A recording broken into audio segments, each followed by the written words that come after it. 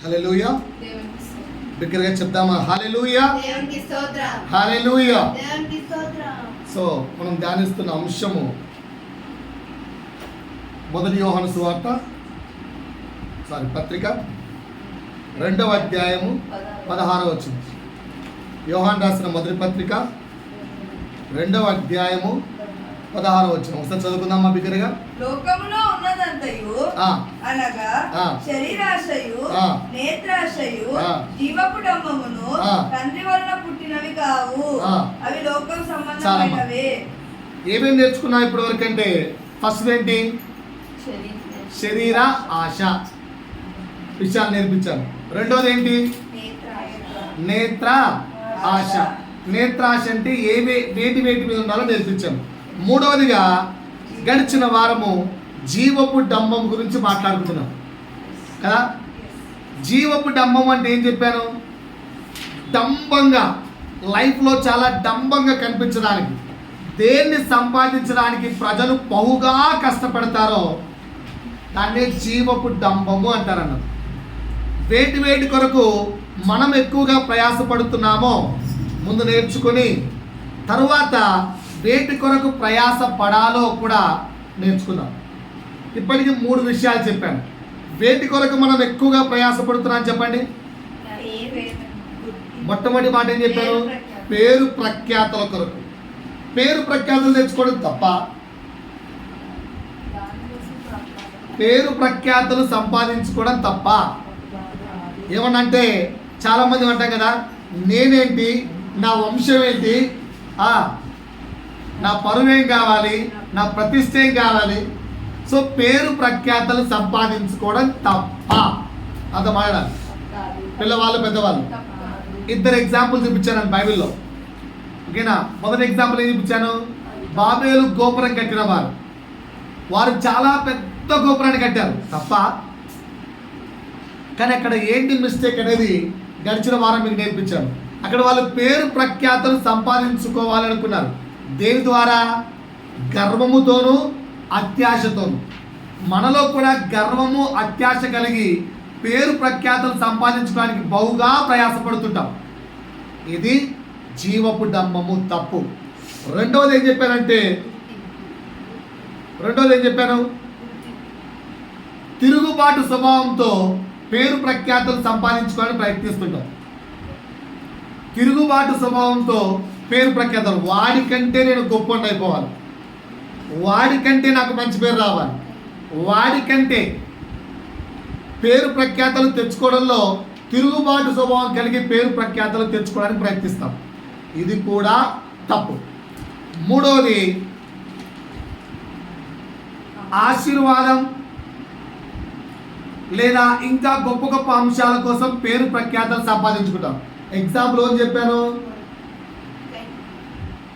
చెప్పాను. యాకోబు చాలా ఆశీర్వాదం పొందుతున్నాడు.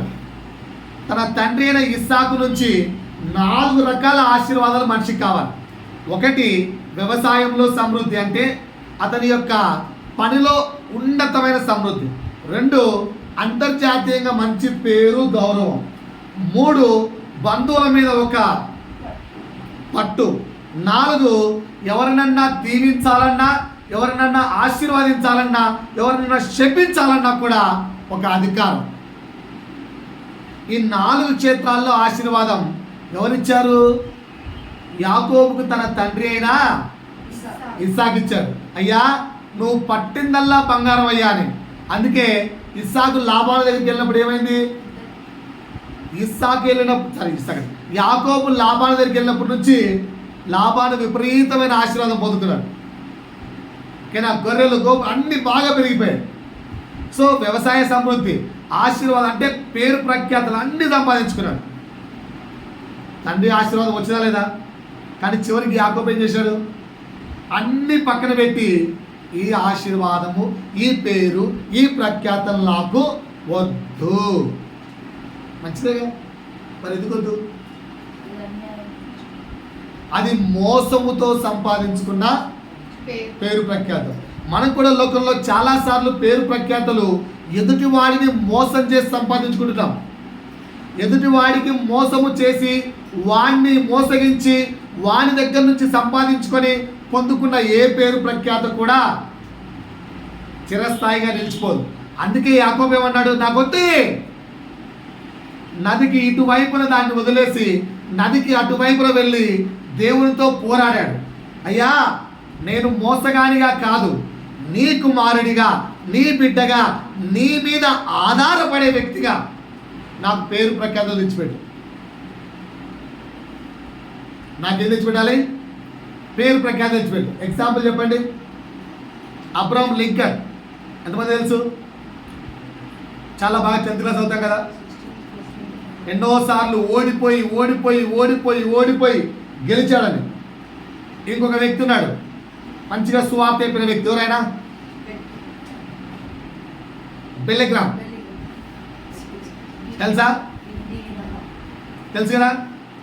సో ఆయనకు మంచి పేరు ఉందా లేదా? సో ఆయనకున్న పేరుకి ఈయనకున్న పేరు డిఫరెన్స్ ఏంటి? ఆయనకు ప్రెసిడెంట్గా పేరు ఉంది, కానీ ఈయన దగ్గరికి ప్రెసిడెంట్ యొక్క సింహాసనం అడుక్కుంటూ వెళ్ళింది.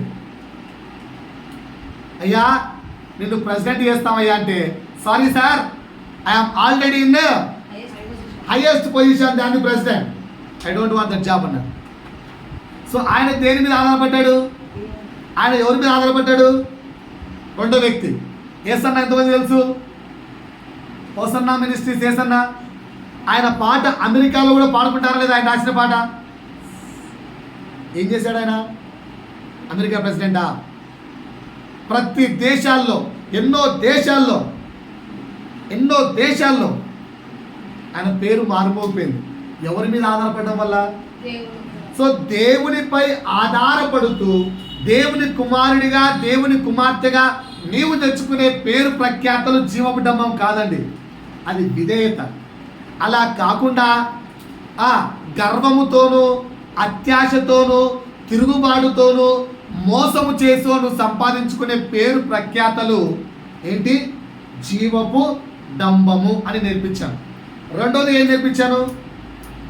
చాలామంది ఏం చేస్తారు? గుర్తింపు కోసం ప్రాకులాడుతుంటారు. నన్ను ఎలా గుర్తించాలి, అందరి వేళ ఒక గుర్తింపు ఉండాలి. సో ఎగ్జాంపుల్ అని చెప్పాను. కయ్యను హేబెలు ఎందుకు చంపాడు?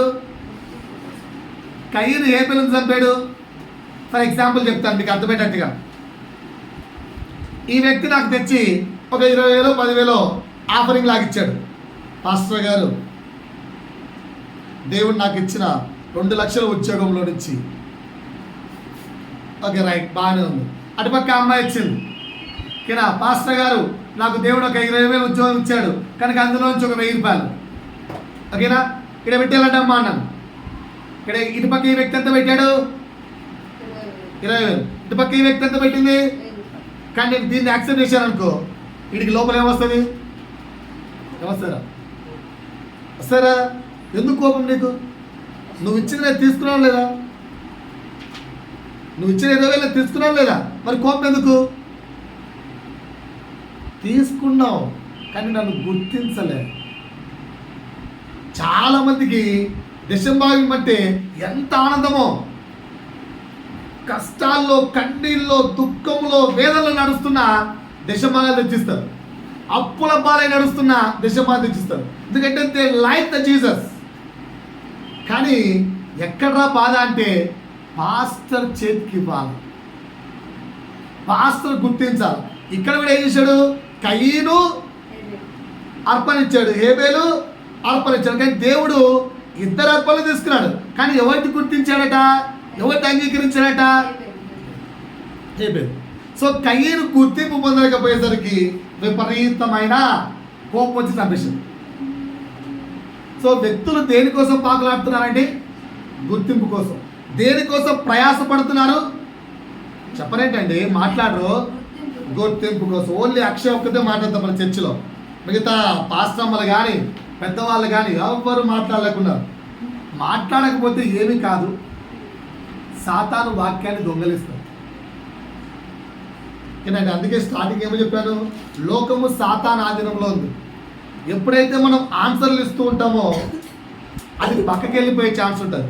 రైట్. రెండో ఎగ్జాంపుల్ ఏం చెప్పానండి? హామాను మొర్దెకై. హామాను బాధ ఏంటి? ఈ మొర్దెకై గాడు ఏం చెప్తే కాదు. నేను వస్తుంటే నాకు ముక్కడా మొక్కకపోవడం కోపం అంటే ఏంటి? నన్ను రాజు పక్కన నేను ఎంత వాల్యుబుల్ పర్సనో ఇది నన్ను గుర్తించలే, వీడికి నా తడాకేందో చూపించాలి. రైట్, దెబ్బ పడింది పాపం. శిష్యులు అదే గోవా, 12 మంది ఉన్న శిష్యులు. అందులో ఎవడు గొప్పోళ్ళు? నువ్వు గొప్ప, నేను గొప్ప, నువ్వు గొప్ప. వీళ్ళకు కూడా గుర్తింపు కావాలి. అందుకే ఆ తల్లి ఏమొచ్చి అడిగింది? పరలోక రాజ్యంలో నీ సింహాసనం పక్కన కుడి పక్కన నాకు ఒక కొడుకుకు, ఎడం పక్కన ఒక కొడుకు సీట్ ఇచ్చేమని అడిగేసింది. ఇలా ఉన్నారు. ఇకపోతే బాప్తీసం తీసుకోండ్రా అని ఇంటిస్తే వాళ్ళు తీసుకున్నారా లేదా? అందరు తీసుకున్నారు. దేనికోసం? గుర్తింపు కోసం. మేము కూడా మంచోళ్ళమే. అందుకే అక్కడ బాప్తిసం ఇచ్చేవాడు వాళ్ళని ఏమని పిలిచాడు? సర్ప సంతానమా అని పిలిచాడు. మీకు ఎవడరా బుద్ధి చెప్పింది? సో జనులము మనం కూడా దేనికోసం ప్రయత్నిస్తున్నామంటే గుర్తింపు. ఎక్కడెక్కడ గుర్తింపు? ఏమేం చేస్తాం? గుర్తింపు కోసం మనం పడే తిప్పట్లేంటి అంటే, మనం పడే కష్టాలేంటి, మనం పడే ప్రయాస ఏంటి అన్నీ చెప్పారు. మూడో విషయం చెప్పాను, దేనికోసం కష్టపడతాం? ఆస్తులు సంపాదించడానికి కష్టపడతారు లేదా? ఆస్తులు సంపాదించడానికి విపరీతమైన ప్రయాస. ఏం కావాలి? ఫస్ట్ ఒక చిన్న వెహికల్ కావాలి. ఫస్ట్ ఏం కావాలి? ఒక చిన్న వెహికల్. తర్వాత నెక్స్ట్ ఏం కావాలి? Independent house. తర్వాత ఏం కావాలి? దాని నిండా ఫర్నిచర్. తర్వాత 2 టైర్ల నుంచి 4 టైర్ల వెహికల్. దాని తర్వాత స్థలాలు, పొలాలు, ఇళ్ళు. ఇంకా ఎక్కువైతే ఫ్యాక్టరీలు, ఇంకా ఎక్కువైతే విమానం. మొన్న ఏదో చదువుతూ న్యూస్ అవుతున్నాను, ఒక విమానం కొంటే మంత్లీ ఇన్స్టాల్మెంట్ కేవలం 75 లక్షలట. భలే ఈజీ కదా. మంత్లీ ఇన్స్టాల్మెంట్లో కొంటే మ్యాక్సిమం మెంబర్స్ ఇన్స్టాల్మెంట్లో కొనరట, కానీ కొంటే కేవలం 75 లక్షల నుంచి ₹1,00,00,000 అంట ఇన్స్టాల్మెంట్. అంతే. ఎందుకు ₹1,00,00,000 అంటే అది ఎక్కడో ఫారెన్లో తయారు చేసి ఇక్కడ తెప్పించినందుకు ఇంకొక 25 నుంచి 50 కోట్ల రేట్ పెరుగుతుంది. ఎందుకు అవన్నీ? లగ్జీరియస్. విమానం కొన్నాక నెక్స్ట్ ఏంటి? షిప్. ఇలా ఆస్తుల సంపాదన కోసం ఎంత కష్టపడుతున్నారో నేను ఒక న్యూస్ చూశాను. ఇప్పుడు మన దేశంలో ఆస్తిపడేవారో తెలుసా? ఎవరండి చెప్పండి? మన ఇండియాలో top most richest person Ambani. Second ప్లేస్కి వెళ్ళిపోయాడండి. అంబానీ ప్రపంచంలో 20వ స్థానంలో ఉన్నాడు, ఇండియాలో సెకండ్ ప్లేస్కి వెళ్ళిపోయాడు. మొదటి స్థానంలో అదానీ, మోసగాడైన అదానీ వచ్చేసాడు. 92.2 బిలియన్స్, ఇదేమో 90.8 బిలియన్స్. ఆస్తుల సంపాదనలో ప్రాకులాడుతున్నారు, పరుగులెత్తున్నారు, ప్రయాసపడుతున్నారు. ఇది జీవపు డంబము. దీనికి ఎగ్జాంపుల్ ఎవరు చూపించాను నేను? బైబిల్లో నుంచి. బైబిల్లో బాగా ఆస్తిపడేవారు? బైబిల్లో బాగా ఆస్తిపడేవారు? సొలొమోన్ ఎగ్జాంపుల్ చెప్పాను. ఎన్ని సంపాదించుకున్నాను, నా కన్ను ఆశించిన దేన్ని ఇప్పుడు చెప్పినావు నవే. 2 వీలర్ నీ గురించి ఎక్కడికి వెళ్ళాను? ఇండ్లు, ఫర్నిచర్, బంగారు, 4 వీలర్, స్థలాలు, బంగ్లాలు, ఆస్తులు, నెక్స్ట్ ఏరోప్లేన్లు, షిప్పులు. ఇవన్నీ ఏం ఆశించాయి? నీ కన్నులు ఆశించాయి. వాటన్నిటి కొరకు ప్రయాసపడ్డాం. ఎంత ప్రయాసపడ్డామంటే సమయం లేనంతగా ప్రయాసపడితే దాన్ని ఏమంటారు? జీవపు డమ్ము. ఇంకొంచెం లోతుకి వెళ్ళి ఈరోజు 4 నుంచి నేర్చుకుంటూ వెళ్దాం. 4వ జీవపు డమ్మం కోసం దేనికోసం బహుగా ప్రయాసపడతామంటే మత్తయి సువార్త 2వ అధ్యాయము 2, 3 అండ్ 16. మత్తయి సువార్త 2వ అధ్యాయము 2, 3 అండ్ 16. ఎవరంట? యూదుల రాజుగా. ఇది నీకు ఎప్పుడు చెప్పాను? క్రిస్మస్ అప్పుడు చెప్పాను, గుర్తుందా? ఎవరు వచ్చి అడిగారు ఆ మాట? జ్ఞానులు వచ్చి ఎవరిని అడిగారు? హేరోదు రాజుని అడిగారు. మరి హేరోదు రాజు కోపం వచ్చిందా రాలేదా? ఎందుకు కోపం వచ్చింది? ఎందుకు కోపం వచ్చింది చెప్పండి? యూదులకు రాజు నేనే కదా కాదు, అదే మర్చిపో, అందుకే రిపీట్ చేయాల్సి వస్తుంది. ఇక్కడ కోపం రావడానికి కారణం ఏంటంటే జ్ఞానులు వచ్చి ఏమని అడిగారు? యూదుల రాజుగా పుట్టిన వాడెక్కడా? యాక్చువల్గా ఏ రోజు యూదులకు రాజుగా నియమించబడ్డాడు రోమీల చేత. రోమీలు ప్రపంచాన్ని పరిపాలిస్తుంటే ఆ రోమీల ద్వారా యూదులకు రాజుగా హేరోదు సామంత రాజుగా నియమించబడ్డాడు. ఒరిజినల్ అధికారం ఉన్న రాజు కాదు, దావీదు వంశావళి నుంచి వచ్చిన రాజు కాదు హేరోదు, ఒక సామంత రాజు. వీళ్ళు వచ్చి యూదుల రాజు అంటే అర్థం ఏంటి? దావీదు వంశావళి నుంచి వచ్చిన అఫీషియల్ అంటే రైట్ ఉన్న పర్సన్. ఎవరు రైట్ ఉన్న పర్సన్? ఎస్.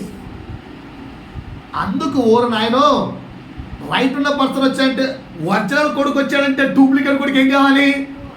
పక్క తప్పుకోవాలి. ఒరిజినల్గా ఆస్తికి కర్త, ఒరిజినల్గా వారసుడు వస్తే ఇప్పటి వరకు వారసుడిగా యాక్టింగ్ చేస్తున్నాడు, ఏం కావాలి? పక్కకు పోవాలి. సో హేరోదు రాజు ఎవరు? సామంత రాజు. యాక్టింగ్ చేస్తున్నాడు యూదులకు రాజుగా. ఒరిజినల్ రాజు ఎవరు? యేసు.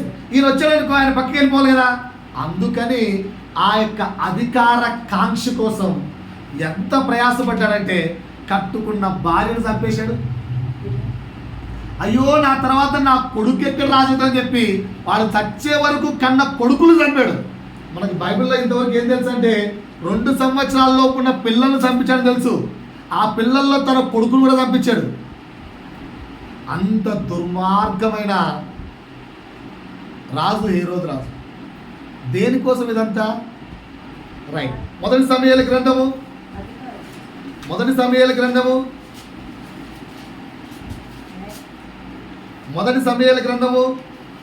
13వ అధ్యాయము 8 నుంచి 14 వరకు. మొదటి సమూయేలు 13. సమూయేలు చెప్పినట్టు అతడు 7 దినములు ఆగి సమూయేలు గిల్గాలునకు రాకపోవుటయు జనులు తమ యొద్ద నుండి చెదిరిపోవుటయు చూచి దహన బలులను సమాధాన బలులను నా యొద్దకు తీసుకొని రమ్మని. దహన బలులు సమాధాన బలులు అర్పించాల్సింది ఎవరు? యుద్ధం జరిగేటప్పుడు యాజకుడు. యాజకుడైన సమూయేలు అర్పించాలి. సో యాజకుడైన సమూయేలు దగ్గరికి సౌలు ఏం చేశాడు? నాన్న వెళ్ళి కబురు పెట్టండి రా, ఆడ ఆల్రెడీ యుద్ధం రెడీగా ఉన్నారా శత్రువులు అంటే. ఈ సమూయేలు ఏమో 7 రోజులు లేట్ వచ్చాడు. సమూయేలు ఎంత లేట్ వచ్చాడు? ఈ 7 రోజుల్లో పౌలుడు వెంబడించే సైన్యం చాలా మంది భయముతో వెనక్కి వెళ్ళిపోయారు. వెళ్ళిపోతే ఇప్పుడు యుద్ధంలో సౌలు గెలుస్తాడా ఓడిపోతాడా? ఫుల్ స్ట్రెంగ్త్ ఉంటేనే కష్టం. అలాంటి ఫుల్ స్ట్రెంగ్త్లోంచి కొంత స్ట్రెంగ్త్ వెనక్కి వెళ్ళిపోతుంటే సౌలు గెలుస్తాడా ఓడిపోతాడా? భయం స్టార్ట్ అయింది. ఇట్లా కాదు, ఇంకొక కొన్నాళ్ళు ఉంటే సైన్యం అంతా వెనక్కి వెళ్ళిపోతారు కాత్య అని చెప్పి దహన బలి ఎవరు అర్పించేశారు? సమాధాన బలి ఎవరు అర్పించేశారు? సౌలు ఇచ్చేశాడు. సమూయేలు కోసం వెయిట్ చేయలేదు. సమూయేలు అన్నాడు, ఏం చేశాను? ఎవరు అర్పించాల్సిన పని ఎవరు చేశారు? అంత ఆగలేక పరిస్థితి ఏంటి? అంత ఆగలేని పరిస్థితి ఏంటి? దేనికోసం సౌలు యొక్క ప్రయాస? ఎందుకు 7 రోజులు ఆగలేకపోయాడు? 7 రోజుల తర్వాత ఎందుకు ఆగలేకపోయాడు సౌలు? సౌలు యొక్క ప్రయాస ఏంటో తెలుసా? ఆధిపత్యం నిలబెట్టుకోవడం కోసం. తనకిచ్చిన ఆధిపత్యాన్ని నిలబెట్టుకోవాలి. జనులు వెళ్ళిపోతున్నారు, ఆధిపత్యం వెళ్ళిపోతుంది, తనకున్న అధికారం వెళ్ళిపోతుంది, తనకున్న ఆధిపత్యం పోతుంది. అందరూ కూడా మాట వినకుండా వెనక్కి వెళ్ళిపోతున్నారు. అమ్మో నా ఆధిపత్యం పోతుందేమో అని చెప్పి సౌలు ఏం చేశాడు? చెయ్యకూడని సమాధాన బలి, దహన బలి ఆయన అర్పించేశాడు. ఇంకా 2వ సమూయేలు 11వ అధ్యాయము 1 నుంచి 17. అందులో మనకు తెలిసే అంశం ఏంటి? ఏముంది అక్కడ చెప్పండి? 2వ సమూయేలు 11వ అధ్యాయం 1 నుంచి 17 వరకు ఏముంటది? దావీదు దేవుని యొక్క హృదయానుసారుడు చేసిన తప్పు, పాపం. ఎందుకు అసలు అక్కడ బెతెస్దాతో సంసారం చేయడం పాపమా? బేర్షెబాతో సంసారం చేయడం పాపమా? ఒకసారి ఫోన్లో చూస్తున్నాం ఈ విషయం. అన్న నా వైపు చూస్తున్నారా? దావీదు చేసిన పాపం ఏంటి? అంతా యుద్ధం జరుగుతుంది, రాజు ఎక్కడ ఉండాలి? నోరు పూసుకొని యుద్ధానికి పోవాలి. ఈయన చేస్తున్నాడు అలా అలా అలా ఈవినింగ్ వాక్ వేస్తున్నాడు. ఈవినింగ్ వాక్ వేస్తుంటే ఏం కనిపించింది? బేర్షెబా స్నానం చేస్తే కనిపించింది. సరే, స్నానం చేస్తే కనిపించింది, అందంగా ఉంది, మోసపడ్డాడు, పిలిపించుకున్నాడు. ఓకేనా? రైట్. ఇక్కడి దాకా ఆయన పాపం చేసినట్టు కాదు. కింగ్కు ఉంపుడు గత్తెలు ఉంచుకునే అధికారము చాలా ఉన్నాయి ఓల్డ్ యొక్క విషయాల్లో. ఓల్డ్ విషయాల్లో చాలా ఉన్నాయి. ఓకేనా? ఎందుకంటే ఆమెను బలవంతం చేయలేదు దావీదు, పిలిచి మాట్లాడాడు. కానీ పాపం ఎక్కడరా అంటే ఆమె కోసం ఆమె భర్త నిజాయితీ పరుణ్ణి ఆధిపత్యం ఉన్న అహంకారంతో చంపించేశాడు. సో దావీదు దేనికోసం ప్రయాసపడ్డాడండి? దావీదు కూడా ఆధిపత్యాన్ని ఉపయోగించుకున్నాడు. సౌలు ఆధిపత్యం కోసం ప్రయాసపడ్డాడు. హేరోదు రాజు ఆధిపత్యం కోసం ప్రయాసపడ్డాడు. ఇకపోతే మనం ఈ లోకంలో ఎంతమందిని ఆధిపత్యం కోసం అహర్నిశలు కష్టపడుతున్నాం? అడట్లేదా? బైబిల్లో వచ్చి ముగ్గురు ఎగ్జాంపుల్ చూపించారు. ఆధిపత్యము నిలబెట్టుకోవడానికి వాళ్ళు ఎంతగానో ప్రయాసపడ్డారు. బహుగా ప్రయాసపడుట అనేది జీవోబ్దము. మనము ఆధిపత్యం కోసం ప్రయాసపడట్లేదా? ప్రయాసపడట్లేదా? నా వైపు చూడండి ఏంటంటే, ఎవరు ఆధిపత్యం కోసం మీరు ప్రయాసపడుతున్నారా? ప్రయాసపడట్లేదా? చిన్న ఎగ్జాంపుల్ చెప్పమంటారా? మీకున్న ఉద్యోగాలు బట్టి ఎగ్జాంపుల్ చెప్తాను.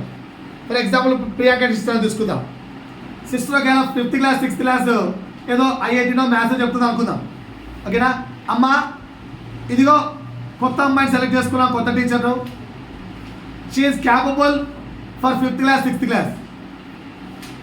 కనుక మీరు వెళ్ళి 1st క్లాస్ 2nd క్లాస్కి వెళ్ళి మ్యాథ్స్ చెప్పండి అన్నారు అనుకో, హ్యాపీగా మైండ్లో ఏమాత్రము సొనుక్కోకుండా, ఓకేనా, ఏమాత్రం ఆమెను తిట్టుకోకుండా, మేనేజ్మెంట్ మీద కోప్పడకుండా వెళ్ళగలుగుతారా? ఎందుకు వెళ్ళలేకపోయారు? ఒక మంచి మాట చెప్తాను నేను. రాజుగారు 2వ భార్య మంచిది అన్నాను. మొదటి భార్య ఎవరు? ఆన్సర్ ఎప్పుడు ఏంటండి? రాజుగారు 2వ భార్య మంచిది అని చెప్పాను. మరి మొదటి భార్య ఎవరు? పలకాలి. పెద్దవాళ్ళు కూడా చెప్పాలి నాకు ఆన్సర్. నేను చెప్పాను చెడ్డదని. దాని అర్థం అట్టెట్టు వచ్చింది? అలా ఎట్టొచ్చింది? అలా ఎలా వచ్చింది? వాళ్ళు అడిగిన సందర్భంలో మేబీ 2వ భార్య గురించి అడిగారేమో, మంచిదని 2వ భార్య అని చెప్పాను. మొదటి భార్య చెడ్డదని చెప్పలేదు నేను. సో కొత్తగా ఒక టీచర్ వచ్చింది, she is capable for 5th and 6th అన్నాను. యు ఆర్ నాట్ క్యాపబుల్ అంటే అనలేదు. యు ఆర్ నాట్ క్యాపబుల్ అని అనలేదే. నేను ఫస్ట్ టైం మేము నల్లమల్లారెడ్డి స్కూల్కు టీచింగ్కి వెళ్ళినప్పుడు నాకు 10th క్లాస్ ఇచ్చారు. ఏ క్లాస్ ఇచ్చారు? 10th class. వెళ్ళి వారం రోజులు క్లాస్ చెప్పాను. చెప్పిన తర్వాత sir we are giving promotion to you sir అన్నాడు. రైట్, థ్యాంక్ యూ అన్నాడు. ప్రమోషన్ అంటే తెలుసా? So you go and teach 5th and 6th class అన్నాడు. ఏంటి అన్నాడు? That's a promotion sir, you go and teach 5th and 6th class. 5th and 6th promotion ఏంటి sir? Yes sir, basement బాగుంటేనే కదా sir పైన already నేర్చుకోవచ్చు కూడా చెప్పచ్చు సార్. నేర్చుకోవచ్చు స్థానంలో కదా సార్ నువ్వు చెప్పాల్సింది. మీ టీచింగ్ బాగుంది, 5th వెళ్ళాను అన్నాడు. 10th క్లాస్ చెప్పి నేను 6th వెళ్ళి కూర్చున్నాను. 6th క్లాస్ చెప్పాను. తిట్టుకోలేదా అంటే తిట్టుకున్నాం. కానీ బైబిల్ ప్రకారంగా వస్తే ఏంటది? ఏం కోరుకుంటున్నావు నువ్వు? ఆధిపత్యాన్ని కోరుకుంటున్నావు. ఓకేనా? ఇప్పుడు ఈమె దగ్గరికి వద్దాం, మన పాస్టర్ దగ్గరికి. ఓకేనా? ఇన్ఛార్జ్ పోస్ట్ పీకేసి మళ్ళీ టీచర్ పోస్ట్ ఇచ్చారనుకో, లోపల అయిపోరు. అంటే ఏంటి మన అందరి మనసులో దేని కొరకు మన ప్రయాస? ఇదేమన్నా ఇన్ఛార్జ్షిప్ ఏమన్నా పర్లోక రాజ్యంలో ప్లేసా? జాబ్ ఏమన్నా పర్లోక రాజ్యంలో ప్లేసా? ఈ జాబ్ ఏమన్నా ఫర్ ఎగ్జాంపుల్ ఓకే సార్ ఇట్లా ఇది ఇన్సల్ట్ సార్, ఇది ఇన్సల్ట్ సార్, రైట్, మిమ్మల్ని కూడా ఒప్పుకుంటాం. ఇంత ఇన్సల్ట్ చేస్తే బాధపడగలరు అంటారు. No no it should not say. ఇక్కడ 20,000 జీతం ఇస్తున్నాం, పక్క స్కూల్లో 40,000 ఇస్తా అంటే పోతా పోవా? మరి అప్పుడెందుకు మోసం చేసావు? ఇది బిజినెస్, ఇందులో ఇలాంటివి ఏముండవు. కానీ మనకు లోపల ప్రాకులాట ఏంటండి, సార్ అందరి ధ్యానాలు గిల్లుడి మీద గిచ్చుడి మీద ఉన్నాయి. రాబోయిపోయినండి, ప్రతి ఒక్క వ్యక్తికి ఉన్న పాపం ఇది లోపల. దీన్ని చంపుకోగలిగితేనే మనం పైకి వెళ్ళగలుగుతాం స్పిరిచువల్గా. ఏంటి ఆ పాకులాట? ఆధిపత్యం నిలబడుకోవడానికి. రైట్, ఇంకొక ఎగ్జాంపుల్ చెప్తాను. అందరూ ఆలోచించండి. ఇప్పుడు ఉదయ సిస్టర్ గురించి ఎగ్జాంపుల్ చెప్తాను. అమ్మా నీకున్న స్కిల్ ఈ లెవెల్ వరకు ఉందమ్మా. ఇప్పుడు మేము 2026లో ఉన్నాం, నీ స్కిల్ 2015 రేంజ్లో ఉంది. యూ హ్యావ్ టు అప్డేట్ అన్నాం అనుకోండి. అప్డేట్ అవుతారా కారా? ఎందుకు అంత ప్రయాస? 2015 స్కిల్ నడవట్లే, దాంతో సంపాదించే డబ్బులు సరిపోవట్లే? Question clear? సరిపోతుందా లేదా? మరి 2026 అప్డేట్ కావడం తప్ప? 2026 అప్డేట్ కోసం పడే ప్రయాస నేను తప్పు అని అనట్లేదు. కానీ నేనేమంటున్నా అంటే స్కిల్ డెవలప్మెంట్ కోసం నువ్వు ఇంత ప్రయాసపడుతున్నావు కదా, ఇందులో డెవలప్మెంట్ కోసం ఎంత ప్రయాసపడ్డావు? Answer please. మొన్న మా సార్ అడుగుతున్నాడు, బైబిల్ చదివా వరాడు అని. చదివాను సార్ అన్న. ఆల్రెడీ చదివితే మళ్ళీ చదవడం ఎందుకు? ఎంతసేపు చదివినా అదే ఉంటుంది కదా బైబిల్లో. ఓకేనా? బైబిల్ ఆత్మీయతలో స్కిల్ డెవలప్మెంట్ ఎంత చేసుకున్నావు, ఎంత ఎదిగావు, మంత్ టు మంత్ ఎంత డెవలప్ అయ్యావు, ఇయర్ టు ఇయర్ ఎంత డెవలప్ అయ్యావు, వాక్యంలో లోతైన మర్మాలు, దేవుని యొక్క హృదయ అంతరంగము యొక్క ప్రేమలేఖ కదా ఇది. ఆ దేవుని యొక్క హృదయాంతరంగము ప్రేమలేఖ ఎంత అర్థమైంది? ఇప్పుడు అమ్మాయి అడుగుతా క్వశ్చన్, అమ్మా పెళ్ళి నీకు ఎన్ని ఏళ్ళైందమ్మా? 18 years అంటే 19 years నడుస్తుంది. సో నీ మొగుడు నువ్వు ఎంత అర్థం చేసుకున్నావు? Year to year depth of understanding పెరిగిందా పెరగలేదా? మరి దేవుళ్ళో క్రిస్టియన్గా ఇయర్ టు ఇయర్ పడుతున్నప్పుడు నువ్వెందుకు అప్డేట్ కాలేదు? దాని కొరకు ఎందుకు ప్రయాసపడలేదు? వరల్డ్ వైడ్ కోసం ప్రయాసపడుతున్నావే. వరల్డ్ వైడ్లో ఆధిపత్యము సంపాదించుకోవడానికి, అధికారాన్ని నిలబెట్టుకోవడానికి, ఉన్న పొజిషన్ను కాపాడుకోవడానికి ప్రయాసపడుతున్న జీవపు డంబము కలిగిన ఓ వ్యక్తి ఆత్మీయతలో స్కిల్ డెవలప్మెంట్ కోసం ఇయర్ టు ఇయర్, దీన్ని ఏమని పిలుస్తున్నాం మనం బైబిల్లో? దేవుని యొక్క హృదయ అంతరంగములో నుంచి రాయబడిన ప్రేమలేఖ. నీకు ఇయర్ టు ఇయర్ దాని యొక్క అండర్స్టాండింగ్ ఆఫ్ డెప్త్ పెరిగిందా? ఇప్పుడు ఆన్సర్ చెప్పండి మనుషులకు. ఇప్పుడు హృదయానికి ఆన్సర్ చెప్పండి. Year to year your Christianity is increasing. I'm not asking your Christianity, అది కూడా చెప్తాను లాస్ట్లో. But depth of understanding of Jesus heart, హృదయ అంతరంగం ఆఫ్ దేవుని యొక్క హృదయ అంతరంగములోని ఆవేదన ఎంతవరకు నీకు అర్థమవుతూ ఎదిగావు? క్వశ్చన్ వేసుకున్నారా మీ మనసుకు? కళ్ళు మూసుకొని క్వశ్చన్ వేసుకోండి. దావీదు ఒక పాపం చేస్తే ఇప్పుడు 1,00,000 సార్లు మెసేజ్ చెప్తామా లేదా? కానీ దావీదు తర్వాత దేవుని యొక్క హృదయాంతరంగాన్ని ఎంత లోతుగా ఎరిగాడు? తర్వాత పాపం చేసినట్టుగా ఉందా? పేతురన్న ఒక్క చిన్న పాపం చేశాడు. ఏంటది? దేవుడు ఎవరో నాకు తెలియదని. నువ్వు ఎన్నిసార్లు చెప్పావు దేవుని తెలియదని? 1,00,000 సార్లు. ఒక్కసారి పాపము చేసిన పేతురును అన్నిసార్లు మెసేజ్ చేసుకుంటున్నాం. లక్షల కొలది మనము మార్పు చెందని ఆత్మీయ జీవితం జీవిస్తూనే ఉంటే మన గురించి ఎన్నిసార్లు చెప్పుకోవాలి? ఏంటిదంతా? లోకములోని అధికారం కోసం పడుతున్న ప్రయాస ప్రభువులోని అధికారం కొరకు ఎందుకు పడట్లేదు? ఇది 4వ మాట. 4వ మాట ఏంటంటే దేని కొరకు ప్రయాసపడతామని చెప్పాను? ఆధిపత్యం. 5వది నాతో పాటు తీయండి. నేను చెప్పిన వాళ్ళ పేర్లు. తెలిసిన వాళ్ళు ఒకసారి చేతులు ఎత్తండి.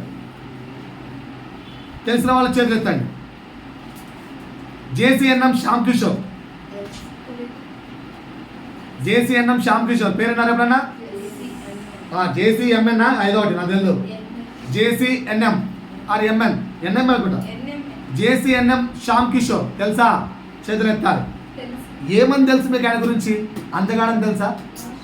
1 lakh శాలరీ అని తెలుసా? ఈజ్ ద సాఫ్ట్వేర్ ఇంజనీర్ అని తెలుసా? ఏం తెలుసు మీకు? తెలుసా? పాస్టరా? మీరు చర్చికి వెళ్ళారా? చర్చికి మరి మీకు ఎట్లా పాస్టర్ అండి ఆయన? మీ పాస్టర్ నేను కదా, మరి ఆయన పాస్టర్ అంటారేంటి? ఓ వాళ్ళ చర్చికి పాస్టరా? మరి మీరు వెళ్ళకుండా పాస్టర్ ఎట్లయినా డౌట్ వచ్చింది నాకు. యూట్యూబ్లో చూసారా సార్? నా పని చెప్పాలి. జేసీఎన్ఎం ఓకేనా, ఫౌండర్ అండ్ ఎవ్రీథింగ్ తెలుసా? తెలుదా? ఆయన గురించి మరి ఏం తెలుసు మీకండి? చెప్పండి, కొంచెం మాట్లాడండి.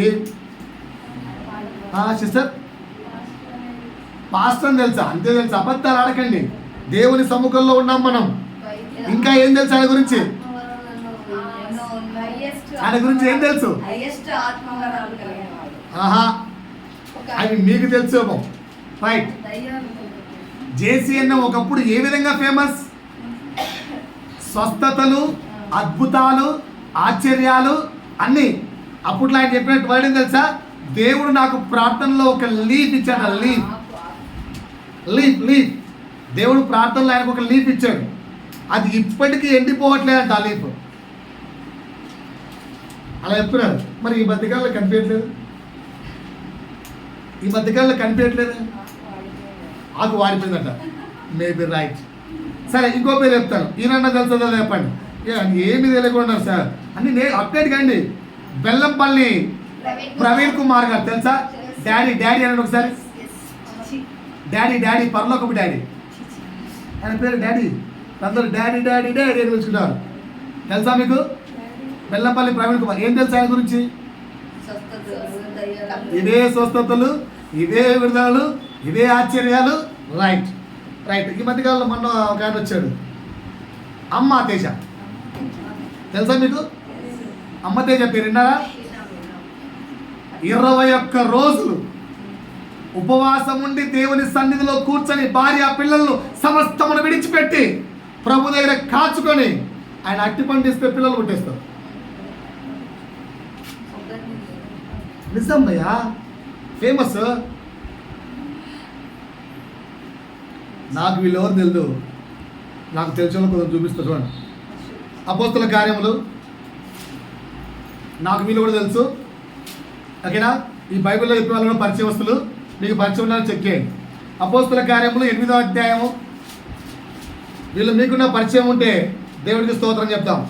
అపోస్తల కార్యములు 8వ అధ్యాయము. అక్కడ ఒక వ్యక్తి ఉన్నాడు, మీకు పరిచయమా కాదా చెప్పండి. ఆ వ్యక్తి పేరు చెప్పండి, అందరూ చెప్పాలి. చూడు అపోస్తల కార్యములు 8వ అధ్యాయము 9 నుంచి 24 వరకు. అక్కడ ఒక వ్యక్తి ఉన్నాడు, ఆ వ్యక్తి మీకు పరిచయమా కాదా? ఎవరు ఆ వ్యక్తిని? గారడి. రైట్. ఏంటంటే ఆయన చాలా ఫేమస్ పర్సన్. ఎంత ఫేమస్ అంటే ఆయనకు వాళ్ళు జన్మించిన బిరుదు తెలుసా? దేవుని మహాశక్తి. ఆయనకు జనులు ఇచ్చిన బిరుదు దేవుని మహాశక్తి, ద గాడ్ పవర్ అని ఇచ్చారు. అలా దేవుని మహాశక్తితో అద్భుతాలు ఆశ్చర్యాలు చేస్తూ ఆ ఊరంతటికి కూడా గొప్ప అధికారము, దేవుని యొక్క అధికారము కలిగిన వ్యక్తిగా నిలబడగలిగాడు ఆ వ్యక్తి. కానీ చివరికి ఏమైంది? మన పేతురు వచ్చాడు. ఏంటి? పరిశుద్ధాత్మని ఇచ్చాడు. ఎవరికి? అక్కడ జనాలకు. అప్పట్లో పరిశుద్ధాత్మదేవుడు మీరు ప్రార్థిస్తేనే వాళ్ళ మీదకి వచ్చేవాడు. అది అప్పట్లో ఉంది. ఇప్పట్లో పరిశుద్ధాత్మదేవుడు అందరితో ఉన్నాడు. కానీ జనులు ఇప్పుడు కూడా ఏంటి? ఇలాంటి గాడి సింహంలాగా తయారై టచ్ అనుకుంటూ ఇంకా బతికేస్తున్నారు. అర్థమవుతుందా? కానీ అక్కడ గాడి సింహం లాస్ట్ వేసాడు, అయ్యా ఇక నుంచి నేను పాపులర్ అయిపోతాను. ఎట్లా? ఇప్పటి వరకు అద్భుతాలు చేసి పాపులర్ అయ్యాను. అద్భుతాల కంటే మించిన అద్భుతం పరిశుద్ధాత్మని దించడం. అద్భుతాల కంటే మించిన అద్భుతం ఏంటి? పరిశుద్ధాత్మని కింద దించడం. ఆ పవన్ చేసిన నిలిచాడా? కనుమరుగైపోయాడు. గాంధీ సింహనైపోయాడు. బెల్లంపల్లి ప్రవీణ్ కుమార్ ఈ మధ్య వినిపిస్తున్నాడా? వినిపిస్తున్నాడా?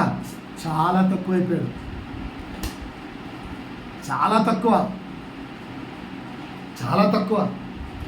సో ఈ గారడీలు వీటి కొరకు పడే ప్రయాసం చూసారా? దీన్ని ఏమంటారు తెలుసా? సృష్టి పైన అధికారం కొరకు ప్రయాసపడుతుంటారు. మన యొక్క క్రైస్తవుల్లో వీళ్ళు హిందూ రీతిగా ఆ రీతిగా అయితే ఎవరు? చేతబడి చేసేవాళ్ళు, దయ్యాలతో ఆడుకునే వాళ్ళు, వీళ్ళందరూ కూడా ఏంటంటే సృష్టి పైన అధికారం కొరకు ప్రయాసపడుతున్నారు. నువ్వు నేను సృష్టి పైన అధికారం కొరకు ప్రయాస పడుతున్నామా లేదా? మనలో ఈ జీవపుటంబం క్యారెక్టర్ ఉందా లేదా? బాగా ఆలోచించుకొని చెప్పండి. ఏమైందండి? సృష్టి పైన అధికారం పొందుకోవాలి అనే ఆ ప్రయాస, ఆ యొక్క జీవపుటంబం క్యారెక్టర్ మనలో ఉందా లేదా అని అడిగాను.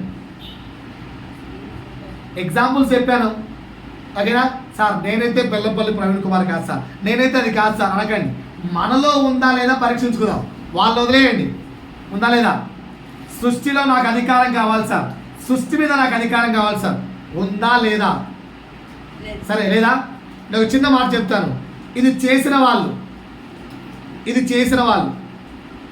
నిజాయితీగా చేతుకోండి. చేయతండి. జ్వరం వచ్చినప్పుడు, పులకలు వచ్చినప్పుడు ఏసునామంలో పో అని ప్రార్థన చేశారా లేదా?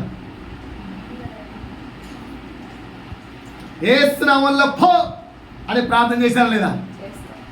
చేశారా లేదా? ఇంకా ఎప్పుడైనా దేవా ఇది జరిగించు అన్నారా లేదా? చెప్పండి. సృష్టి మీద మీరు అధికారులుగా ఉండకండి ప్రభు చెప్పట్లేదు ఎప్పుడు. ఎందుకంటే ఆయన మనకి అధికారాన్ని ఇచ్చాడు. ఉండండి.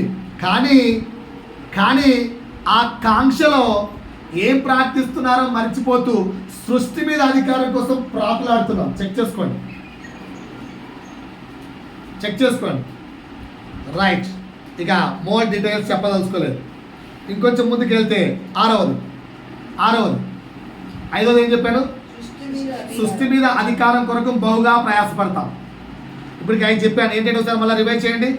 పేరు ప్రఖ్యాతల కోసం ప్రయాసపడతాం, గుర్తింపు కోసం ప్రాకులాడతాం, ఆస్తులు పాస్తులు సంపాదించడానికి విపరీతంగా కష్టపడతాం. 4వది ఆధిపత్యం కోసం బహుగా కష్టపడతాం. ఎగ్జాంపుల్ చెప్పంటే బోలెడు. వాడికంటే నేనే తోపు, వాడికంటే నాకే ఫస్ట్ ర్యాంక్ రావాలి, వాడికంటే ఎక్కువ మార్కులు నాకే రావాలి. ఇటు మొన్న చెప్పాడు నాకు మార్క్స్ సార్, నాకు ఇంటర్లో ఇన్ని మార్క్స్ వచ్చేసారని. ఆడు చెప్పిన విధానమే నచ్చిందో తెలియదు, ఆడు చెప్పిన పద్ధతి నచ్చింది. నాకు చాలా మంచిగా అనిపించింది. సార్ నాకు ఇన్ని వచ్చాయి, నేను ఇంత కష్టపడ్డా, నాకు ఇన్ని వచ్చాయి, దాంతోపాటు దీంట్లో కూడా క్వాలిఫై అయ్యాను, ఐఎమ్ హ్యాపీ. అంతే. మార్కులే ప్రపంచం కాదు. వాడు హ్యాపీ ఉంటాడు. ఓకే రైట్, గుడ్ అనిపించింది. 2వది సృష్టిపైన అధికారం. 6వది దీనికోసం ఎంతమంది ప్రయాసపడుతున్నా ట్రై చేయండి. అందులో మనం ఉంటే పక్కకి రావాలి. దేనికోసం అంటే రాసుకోండి. అందము, ఫిట్నెస్ అండ్ ఆపోజిట్ జెండర్. ఇందులో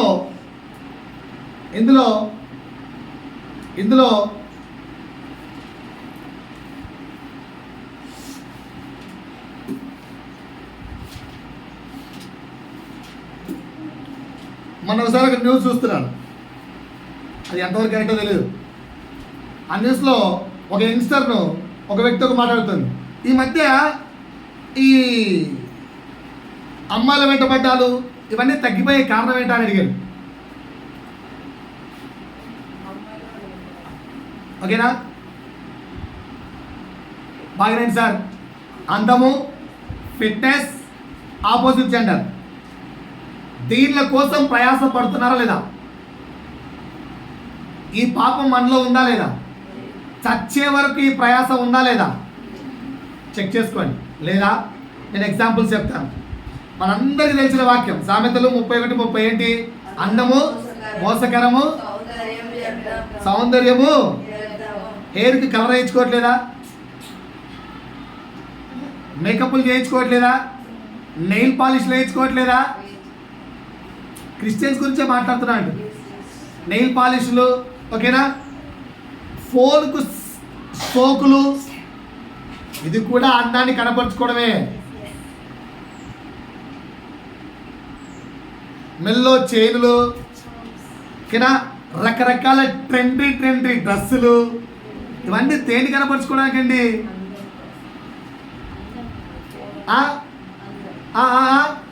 మాట్లాడండి సార్. యేసు ఎప్పుడైనా కొత్తగా వచ్చిన ఫ్యాషన్ డ్రెస్ కుట్టవా అని అడిగాడా?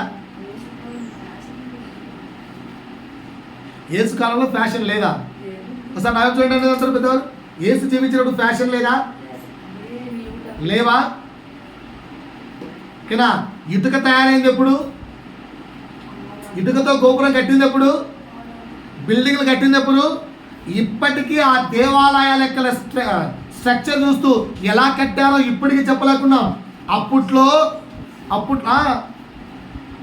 ఫరో రాజులు వేసుకున్న యొక్క వస్త్రాలు ఇప్పటికి మనం ధరించలే. శద్రక్ మెషక్ అబేద్నెగోలు వాళ్ళ రాజ్యంలో, అది బబులోను సామ్రాజ్యం, అప్పట్లో వాళ్ళు వేసుకున్న వస్త్రాలు మనం ఇప్పటికి వేసుకోలే. అంత అందమైన వస్త్రాలు ధరించారు. యేసు బబులోను సామ్రాజ్యం తర్వాత తెచ్చలేదా? మరి యేసు ఎప్పుడైనా వెళ్ళి sir new trend of style of dress అడిగాడు, గుర్తుందా? సో ఇప్పుడు ఇవన్నీ ఏంటి? ఈ వర్డ్ ఒక్కటి కూడా వేసుకోవడము తప్పు కాదు. ప్రస్తుతం ఉన్న ట్రెండ్ ప్రకారం వేసుకోవడం తప్పని లేదు. ఆ ఆశ కోసం బ్రతుకుతున్న నీ లోపల హృదయ వాంఛ, అది తప్పంటున్నాం.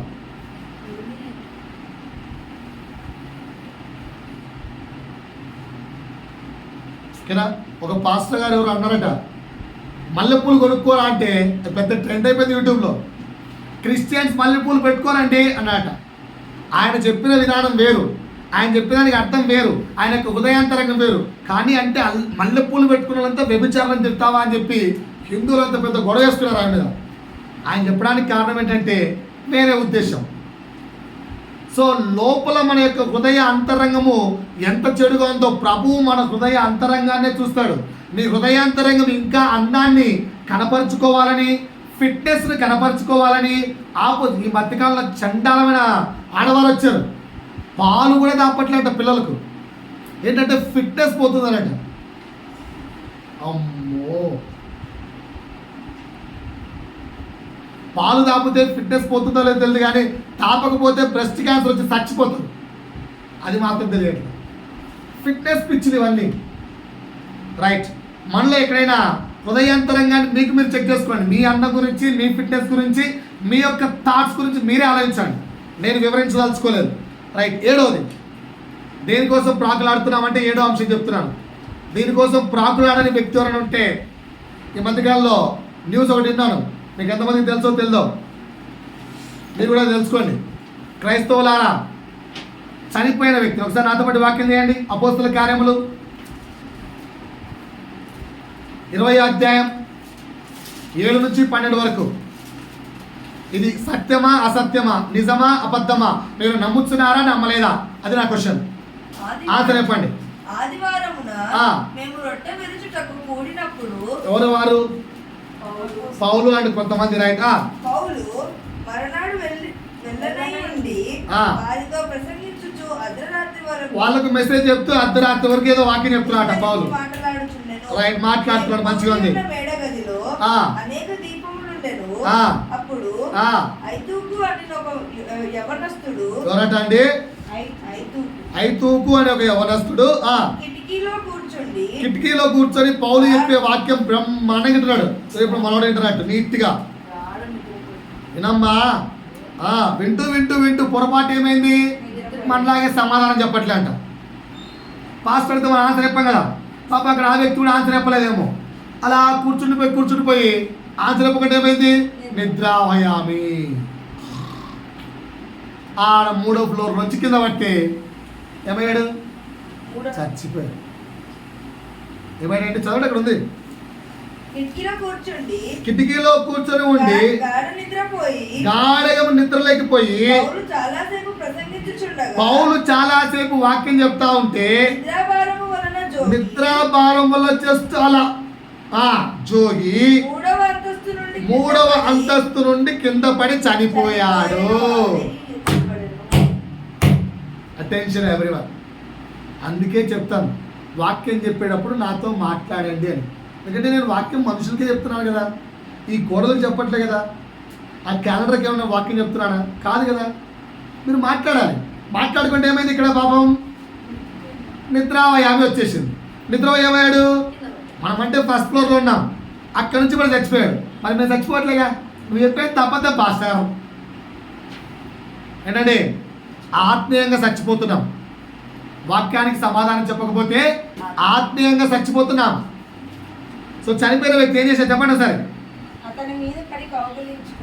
పౌలు కిందికి వచ్చి ఆ పిల్లవాడి మీద పడి కౌగిలించుకొని, మీరు తొందరపడి ఏడవకండి, అతను చనిపోలేని చెప్పి బతికించేశాడు. ఎస్, పౌలు చేశాడు, చనిపోయిన వ్యక్తిని బ్రతికించాడు. రైటా?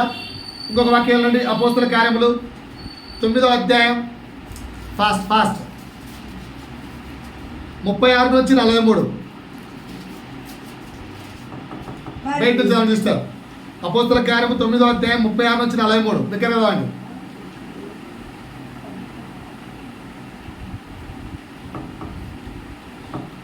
తొమ్మిదో అధ్యాయం 36. మరియు 30లో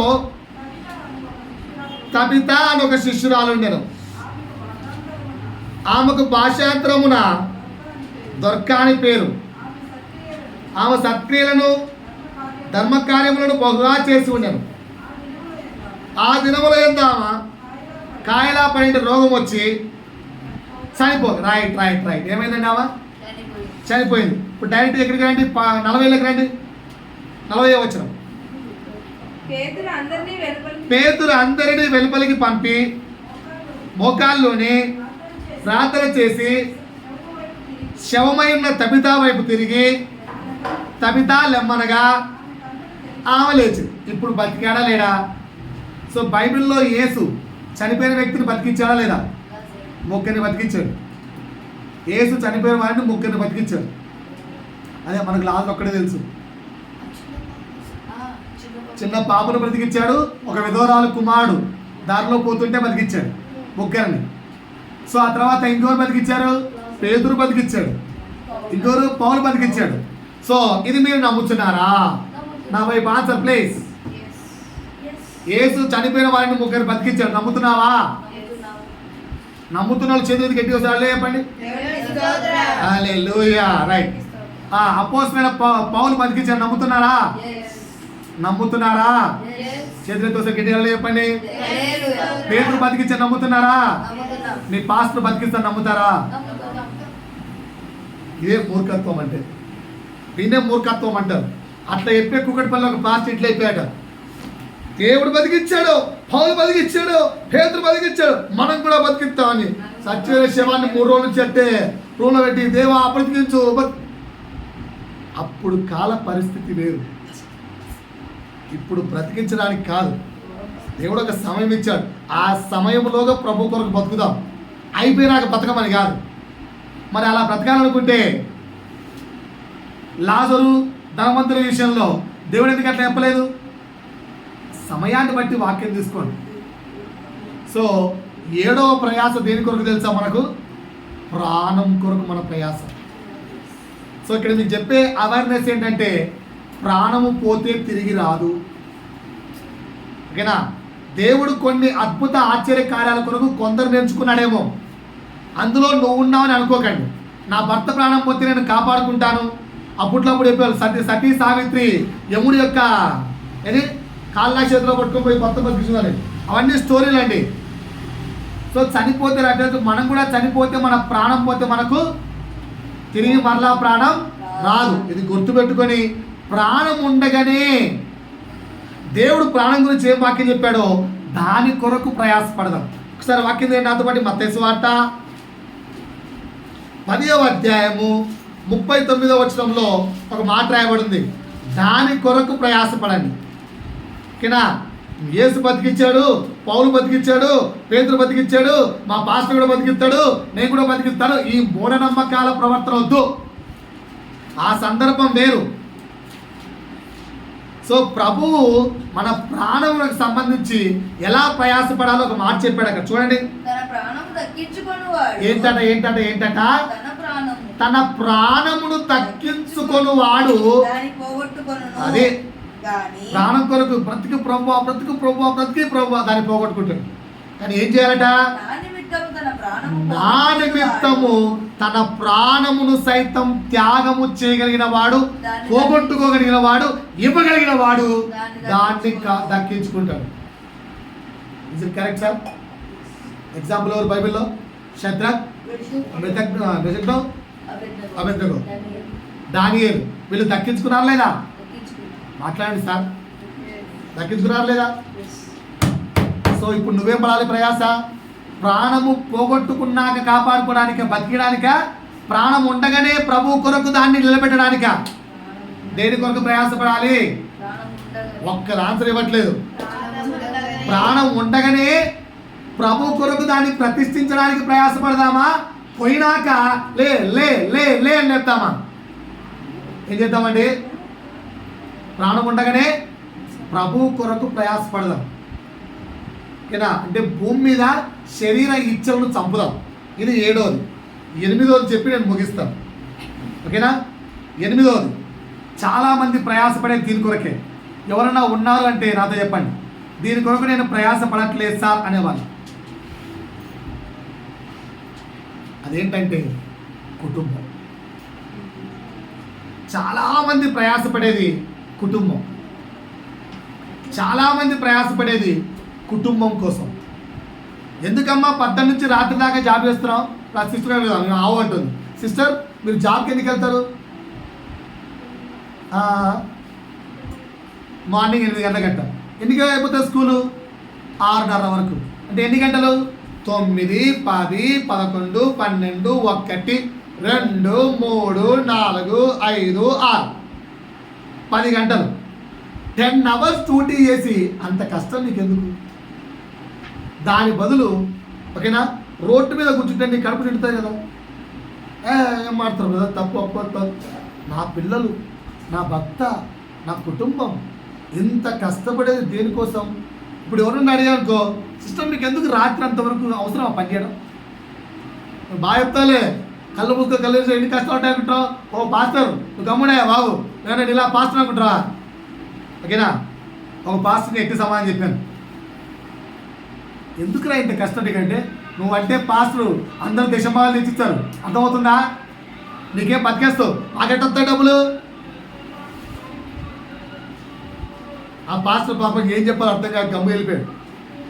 సో ప్రయాసపడేది ఏంటంటే మనుషులు, కుటుంబం. నేనేమంటానంటే, వాక్యం ఏమంటుందంటే, కుటుంబాన్ని కట్టుకోవడానికి ప్రయాసపడండి, కుటుంబాన్ని పోషించడానికి కాదు. నా మాట అర్థమైందా? సార్ మళ్ళీ చెప్తున్నాయండి పెద్దవాళ్ళు, కుటుంబాన్ని కట్టుకోవడానికి ప్రయాసపడండి, కుటుంబాన్ని పోషించడానికి కాదు. కట్టుకోవడం అంటే ఏంటో తెలుసా? కట్టుకోవడం అంటే ఏంటో తెలుసా? ఇంత పీరియడ్ జాబ్, ఇంత పీరియడ్ టైం విత్ హస్బెండ్, ఇంత పీరియడ్ టైం విత్ చిల్డ్రన్, ఇంత పీరియడ్ నిద్ర, ఇంత పీరియడ్ ఆ ఫ్యామిలీలో దేనికి ఎంత ఇంపార్టెన్స్ ఇవ్వాలో అంత ఇంపార్టెన్స్ ఇస్తూ కట్టుకోవాలి కుటుంబాన్ని. అది బైబిల్ నేర్పించింది. కుటుంబాన్ని కట్టుకోవడానికి ప్రయాసపడి మన బైబిల్ చెప్తుంటే, జీవపు డమ్మం అనే నీ శరీరం ఏం చెప్తుంది తెలుసా? కుటుంబాన్ని పోషించడానికి కష్టపడమంటుంది, పోషించడానికి ప్రయాసపడమంటుంది. దీనివల్ల లాస్ ఏంటి? దీనివల్ల లాస్ ఏంటి సార్? మాట్లాడండి సార్. దీనివల్ల లాస్ ఏంటి? ఫర్ ఎగ్జాంపుల్ మాకు ఇష్టమైంది అనుకుందాం, బాగా కష్టపడింది, 20,000, రేపు 30,000, 40,000, 50,000, 60,000, ₹1,00,000 సంపాదించింది. లాస్ట్ నాతో డైవర్స్ వచ్చేసింది. ఏది అదృష్టం? ₹1,00,000 సంపాదడమా, నన్ను పోగొట్టుకోవడమా? ఏది మేలు, ఏది ఇంపార్టెంట్? ఆలోచించాలి. 1,00,000 కాకపోతే 20,000 ఉన్నప్పుడు కూడా ప్రశాంతంగా తినింటాం, 40,000 వచ్చేప్పుడు ప్రశాంతంగా తినింటాం, ₹1,00,000 వచ్చేప్పుడు ప్రశాంతంగా తింటామో తెలియదు. కానీ తినడానికి వ్యక్తి లేడు. కుటుంబాన్ని పోషించే ఆలోచనలో ప్రయాసపడుతున్నారు. కానీ ఇప్పట్లో జనాంగాలు కుటుంబాన్ని కట్టుకోవడానికి ప్రయాసపడట్లేదు. నా మాట అర్థమైందా మీకు? పెద్దవారికి నా మాట అర్థమైందా? కుటుంబాన్ని కట్టుకోలేకపోతే వెళ్తాం. దీన్ని మీకు స్పిరిచువల్గా చెప్తాను. మొదటి కొరింథీ 3వ అధ్యాయము 16-17. ఇక్కడ కుటుంబం అంటే ఎవరో చూడండి అమ్మా. 16-17 మీరు దేవుని ఆలయమై ఉన్నారని. మనం ఎవరంట? దేవుని ఆలయమై ఉన్నామనియు దేవుని ఆత్మ మనలో నివసించుచుతనియు మీరు ఎరుగరా? ఎవడైనను ఇప్పుడు నాతో మాట్లాడండి. కుటుంబాన్ని కట్టుకోమన్నాను. దేవుని ఆలయమైన మీ యొక్క జీవితాన్ని దేవునితో కట్టుకుంటున్నారా? దేవుణ్ణి పోగొట్టుకుంటూ జీవితాన్ని పోషిస్తున్నారా? ఇది నా క్వశ్చన్. Once again. అందుకే మీకు లోకంతో ఎగ్జాంపుల్ చెప్పాను. ₹1,00,00,000 సంపాదించు, భార్యను భర్తను పోగొట్టుకున్నాక ఆ ₹1,00,00,000 వేస్ట్. లోకంలో పోషించడానికి ఎంత సంపాదించుకున్నా ఈ దేవుని ఆలయంలో దేవుడే లేకుండా పోతే ఈ గుడికి అన్నం ఉందా? 100 కోట్లు పెట్టి గుడి కడతానండి, అందులో విగ్రహం లేదు. మాట్లాడరేంటి సార్?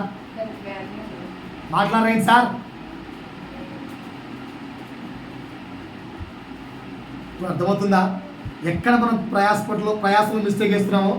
మార్నింగ్ నుంచి ఈవినింగ్ దాకా కష్టపడ్డాం సార్, మా వైఫ్ అంటే అసలు అర్థం చేసుకోవట్లేదు సార్, ఇంటికి వచ్చి సతాయిస్తుంది. ఆడవారికి అర్థం కావాల్సింది ఏంటంటే అర్థం చేసుకునే భార్యగా మారడం. మగవారు సార్ నేను కూడా కత్తి నుంచి మా నుంచి కష్టపడొచ్చాను సార్, మా హస్బెండ్ వచ్చి తిడతాడు సార్. మగవారు అర్థం చేసుకోవచ్చు ఏంటి? భరించగలిగే వ్యక్తిగా మారడం. కుటుంబాన్ని కట్టుకోండి, అందుకు ప్రయాసపడాలి. అంతేగాని కుటుంబాన్ని పోషించడానికి ప్రయాసపడ్డామనుకో కుటుంబం విడిపోతుంది. దేవుడి యొక్క ఆలయంగా ఉన్న నీ శరీరంలో దేవుడు ఉండేటట్టుగా నీ జీవితం ఉండాలి. కానీ దేవుడే వెళ్ళిపోయేటట్టుగా నువ్వు ఎంత ప్రయాసపడితే ఏం లాభం? దేవుడు వెళ్ళిపోయేటట్టుగా కాదు. ఈ కుటుంబం ఎలా ఉండాలి, ఈ జీవితం ఎలా ఉండాలి? దేవుని ఆలయముగా నీ జీవితం ఉండాలి. కనుక దేవుని ఆలయముగా కట్టుకోవడానికి నువ్వు ఎంత ప్రయాసపడుతున్నావో అది తక్కువ. కానీ పోషించడానికి మాత్రం విపరీతమైన ప్రయాసపడతాం.